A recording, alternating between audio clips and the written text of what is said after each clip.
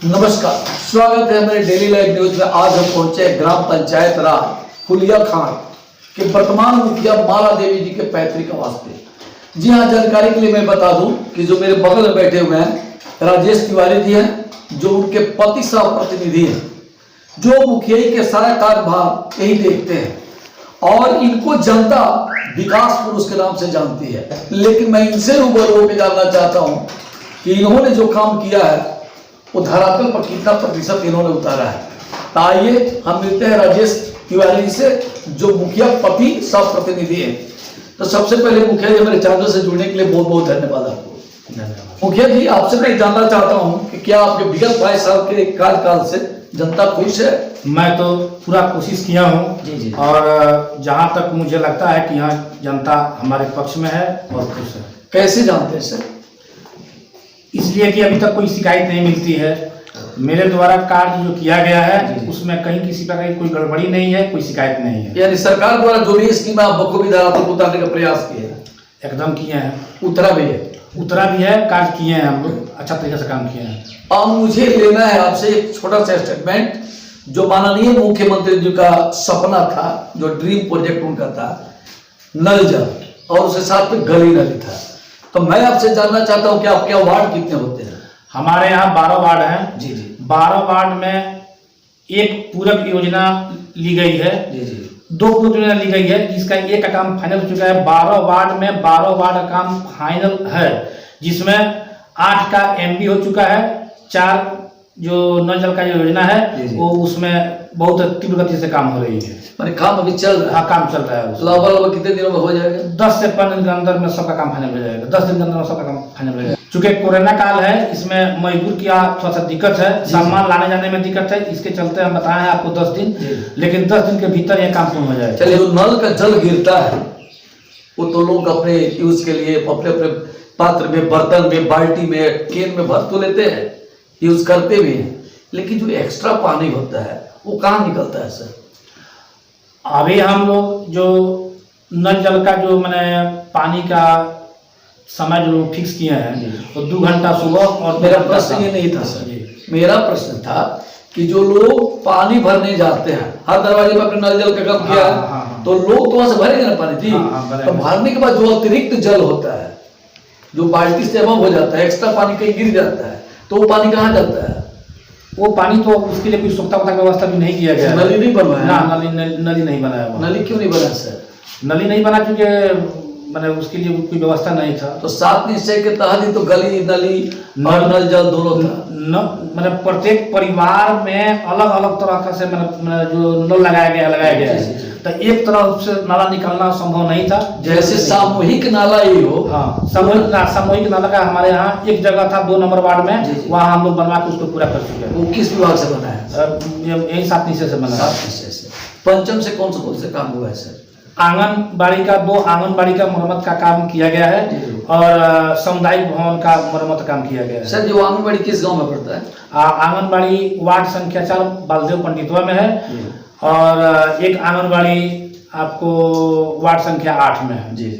तो दोनों का मरम्मती काम है। रंगाई पुताई का भी काम होगा? हाँ, रंगाई पुताई का फर्श का बनाया गया है। तो अभी पढ़ाई होता है। अभी क्या होता है? कोरोना काल में, जिससे कोरोना काल जब से हुआ तब से बंद है, इससे पहले पढ़ाई तो होता था। तो ये आपने कभी ध्यान दिया है कि पढ़ाई के सिलसिला जो पहले कोरोना था, बीच में कुछ डाउन हुआ, स्कूल खोले, तो क्या उसने अपने पहल किया कि बच्चे को शिक्षा का ग्राफ बढ़े? उसमें बराबर हम लोग ध्यान देते हैं और आंगनबाड़ी सेविका सहायिका का मैंने 3 महीना 4 महीना पर मीटिंग जरूर बुलाते हैं। मीटिंग बुला के मध्य विद्यालय समधवा में और लोगों को पूरा बताया गया, समझाया गया कि हाँ, नन्हे बच्चे हैं, उन्हीं से हम लोगों का समाज में बिल्कुल आगे मैंने जो कुछ होने वाला है, चूंकि उन लोगों पर ध्यान दिया जाए ताकि आगे चल के वो लोग अपना अच्छा से पढ़ाई कर सकें। मैं जानकारी के लिए आपको बता दूं, जो मुखिया प्रतिनिधि हैं राजेश तिवारी ने सीधे शब्दों में कहा कि कोरोना काल के बाद विद्यालय का खुलना जब शुरू हुआ, इन्होंने अपने आंगनबाड़ी केंद्र के जो भी सहायिका या सेविका थे उनसे डायरेक्ट मिलकर इन्होंने कहा कि बच्चों के ऊपर थोड़ा सा गाइडलाइन दिया जाए, क्योंकि बच्चे देश के भविष्य हैं। और इस चीज के लिए मैं काबिल को तारीफ करता हूं कि पहला मुखिया प्रत्याशी ऐसा है जो बच्चों के भविष्य के लिए इन्होंने जाकर एक शिक्षक से, शिक्षिकाओं से, ये सेविका से, सहायिका से जाकर उनसे आग्रह किए कि बच्चों के भविष्य के लिए चिंतन किया जाए, मनन किया जाए, ताकि बच्चों का भविष्य सुधर सके। मुखिया जी, मैं आपसे जानना चाहता हूँ कि जो 14वीं और 15वीं थी, उसमें आप कौन कौन से काम किए? 14वीं राज्य वित्त आयोग से ईंट सोली का काम किया गया है। कहाँ से कहाँ तक हुआ? चलंत पंथ नहर, मैंने जो नहर होता है, नहर के पटरी, नहर के पटरी पर जो वार्ड नंबर 9 से होकर वार्ड नंबर 7 तक जाती है और वार्ड 6 तक भी जाती है, उसमें हम लोग काम किए हैं। उस मैंने पूरा उसका 14वीं से 15वीं से काम हुआ है, कुछ काम उसमें भी हुआ है, मतलब उसमें भी काम किए। हाँ। तो आप मनरेगा जो है इच्छा शक्ति के ऊपर डिपेंड करता है। आपका बैकग्राउंड मजबूत हो, चाहे जितना भी मन करे उतना काम करा लीजिए। तो मनरेगा से काम आपने कराया होगा? जी नहीं, मनरेगा से हमारे पंचायत में बिल्कुल काम नहीं हुआ है। सर, इसका कारण हम जानना चाहते हैं। कारण कि जो पहले काम हुआ था, जो इंदिरा आवास सहायक के लापरवाही के चलते पंचायत के मजदूरों का बहुत सारा भुगतान लंबित रह गया, उन लोगों का डिमांड ही नहीं किया गया, जिसके चलते हमारे पंचायत में काम नहीं हुआ। अभी तक उनका भुगतान नहीं हुआ ना, अभी तक भुगतान नहीं हुआ। इसका जिम्मेवार कौन है? सरकार की, पंचायत सेवक किया? मिट्टी वर्क था, उसमें सरकार दोषी है।